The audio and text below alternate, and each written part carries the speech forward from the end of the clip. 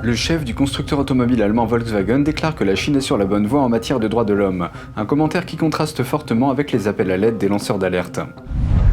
Une actrice chinoise est confrontée à un scandale concernant ses deux enfants nés de mères porteuses et met en lumière les pratiques en vigueur dans le pays. L'administration Biden donne aux investisseurs plus de temps pour vendre leurs avoirs dans les entreprises chinoises inscrites sur liste noire. Ils ont maintenant jusqu'au mois de mai, alors que le délai initial du président Trump expire jeudi prochain. Et une nouvelle loi chinoise donne à ses gardes-côtes l'autorisation d'ouvrir le feu. Cette loi s'applique alors que des navires étrangers entrent dans les eaux contestées.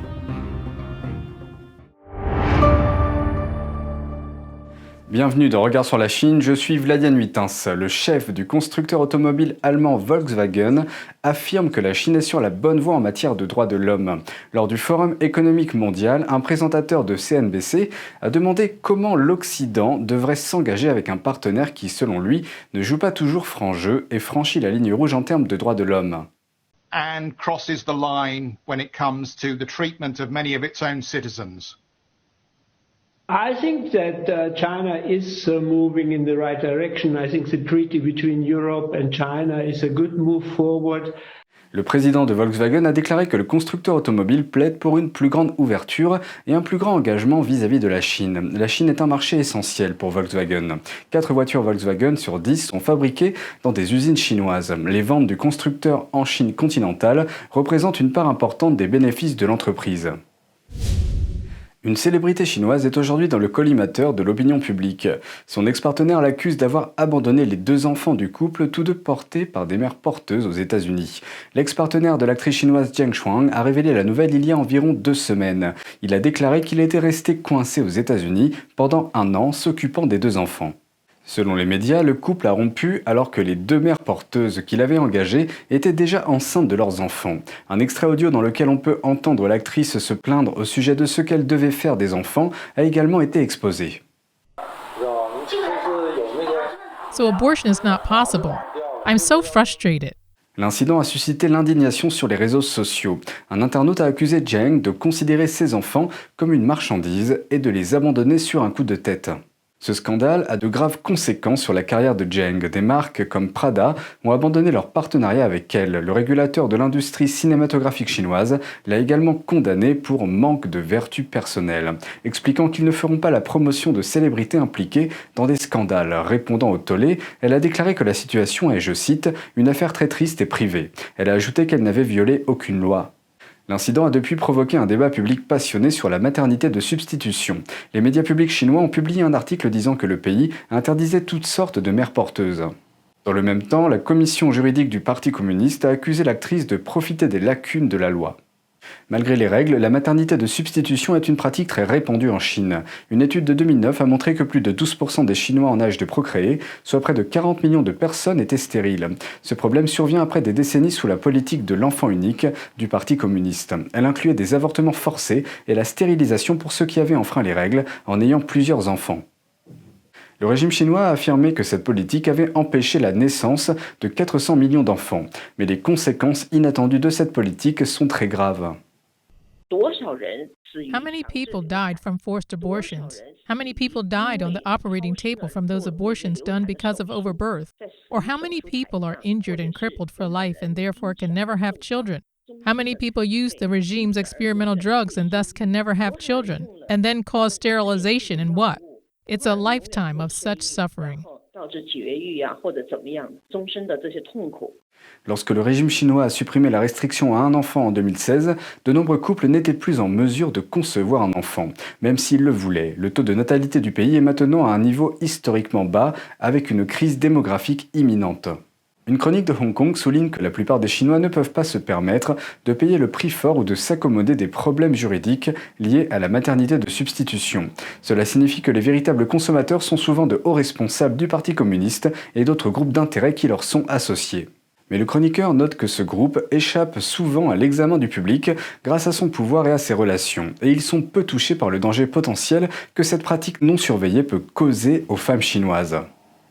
2 jours seulement avant que la nouvelle du scandale de Zheng n'éclate, le média chinois Caixin a publié un rapport d'enquête et il raconte l'histoire d'un gangster de Shanghai qui a forcé plusieurs femmes à devenir des mères porteuses au détriment de leur santé personnelle. L'une d'entre elles aurait été emmenée dans une clinique, les yeux bandés, et son système de reproduction aurait été prélevé chirurgicalement, sans son consentement et sans médicaments contre la douleur. Certaines de ces femmes sont devenues stériles à la suite de cette opération. Les juges des tribunaux locaux et la police auraient été soudoyés afin de protéger le gangster. Les pratiques liées à la maternité de substitution sont même devenues des formes de corruption possibles en Chine. En 2016, un homme d'affaires a aidé l'ancien vice-ministre chinois des Finances à trouver une mère porteuse et aurait payé pour ses services. Ceci en échange de dizaines de millions de dollars de subventions industrielles du régime. En Chine, certaines entreprises ont des noms similaires, mais pas identiques à ceux des entreprises militaires communistes chinoises. Sous la gouvernance de Biden, le département du Trésor américain autorise temporairement les investissements américains dans ces entreprises. Sous l'administration Trump, les États-Unis ont interdit les investissements dans les entreprises militaires chinoises. Trump a fixé une date limite, jeudi prochain, pour arrêter les investissements dans les sociétés portant des noms similaires. Mais maintenant, l'administration Biden a prolongé ce délai jusqu'à fin mai. L'expert en géopolitique Brandon Weichert explique certains des dangers potentiels d'un report de l'interdiction. If the Chinese are doing bad things and they're hiding it behind these kind of pseudonym companies, we're going to be purchasing it for another 6 months, another 5 months. So those products, if they're compromised, we'll be integrating compromised potentially products into our defense supply chain. En zoomant un peu, nous examinons pourquoi l'interdiction des entreprises militaires communistes chinoises est importante pour les Américains et l'armée américaine. Selon M. Weichert, il existe un équilibre entre le fait de ne pas trop dépenser l'argent des contribuables et le fait d'être prêt à acheter des produits à la Chine qui, selon lui, ne jouent pas franc jeu. What it really means is that the equipment and material that our fighting men and women rely on a daily basis could very well be compromised. It could be designed to fail. It could be designed to be hacked at a moment's notice that could disrupt the normal, readiness of a American military unit. Le décret figurant sur le site web du département du Trésor interdit également les transactions de titres avec des sociétés militaires chinoises interdites. En novembre, l'ancien président Trump a poursuivi son approche ferme envers Pékin en interdisant l'investissement dans ces sociétés. Weichert nous fait part de sa vision sur l'approche de Biden face à la Chine. You can expect not just complete abandonment of Trump policies such as the ban that he enacted before he left. But also, I think you are going to see a degree of stabilization in the Sino-American relationship because the Biden team really wants to focus on Russia. It's the low-hanging fruit, and they really want to get more involved, I think, wrongly in Syria. And so I think those two things are going to negate the ability for the United States to really go too hard against China the way that Trump did. L'approche de Biden vis-à-vis de la Chine n'est pas encore tout à fait claire. Les choix du cabinet de Biden restent à observer, notamment depuis que les forces navales américaines rivalisent avec l'armée chinoise dans la mer de Chine méridionale après l'inauguration de Biden en tant que président des États-Unis. Le PCC affirme que ses gardes-côtes sont désormais autorisés à ouvrir le feu sur les navires étrangers, conformément à une loi controversée que le parti vient de faire passer.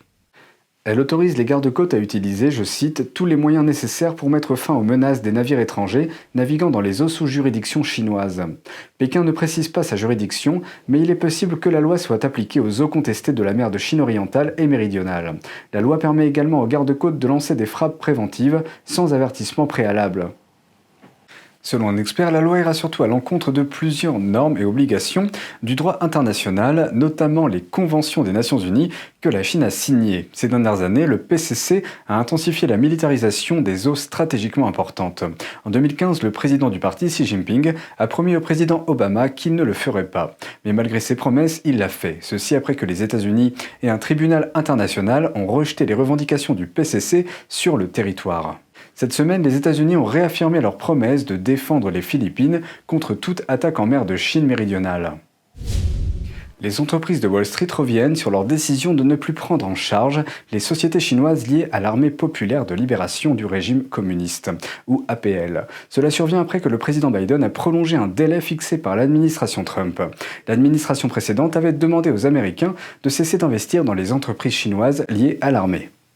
MSCI et FTSE Russell ont annoncé qu'ils n'expulseront pas de leurs indices boursiers 5 entreprises chinoises qu'ils avaient déclaré vouloir expulser auparavant.